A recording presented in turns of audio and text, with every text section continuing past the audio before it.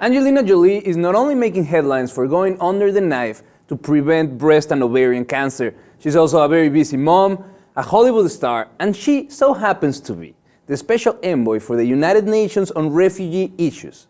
And as such, she briefed the UN Security Council about the refugee situation happening right now in Syria, and she had some strong words for them. She blamed the internal divide in the Council for the lack of decisive action to help those affected by what is to some the largest humanitarian emergency crisis in the world today. And I have to agree with her, Nick, the situation in Syria is really, really bad. We're talking about in between Syria and Iraq combined, these two interlinked conflicts. There are 14 million people displaced or living in camps like those that we're seeing on the screen right now. The situation is really, really bad, and she blames the Security Council of internal politics, meaning mainly Russia is blocking any type of decisive help happening in Syria right now.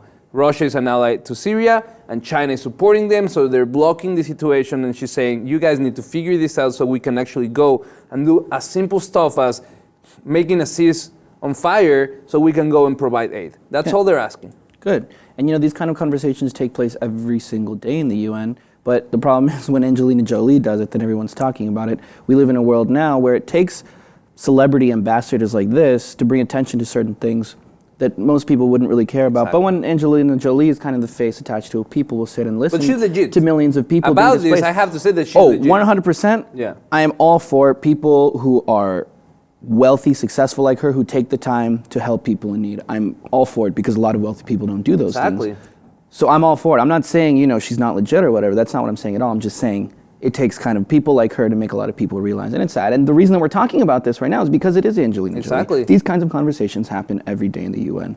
But if it's some fat guy with balding with an earpiece in his ear, we don't really talk about it. Let me tell you, I'm going to quote Angelina Jolie and what she had to say to this is the UN Security Council that she was speaking to. And she said, we cannot look at Syria and the evil that has arisen from the ashes of indecision and think this is not the lowest point in the world's inability to protect and defend the innocent. Angelina Jolie has visited the region in Syria 11 times since 2011 that she was named the ambassador for refugee camps. Also, she talked about another ramification of this problem that we learned recently, the deaths that are happening in the Mediterranean Ocean when these Syrian refugees are traveling, risking their life. We just heard about over almost 1,500 this year alone migrants that died on shipwrecks.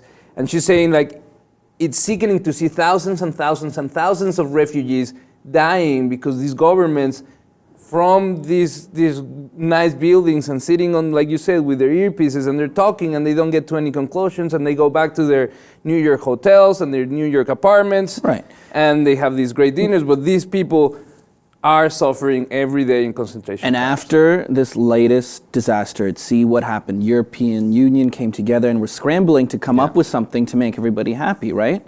Especially the Italians who were crying out a lot about it. But it was just not long ago where they stopped funding for certain rescue boats to be out there, saying that, if we don't have these rescue boats, then, that'll discourage people from going. No, it won't.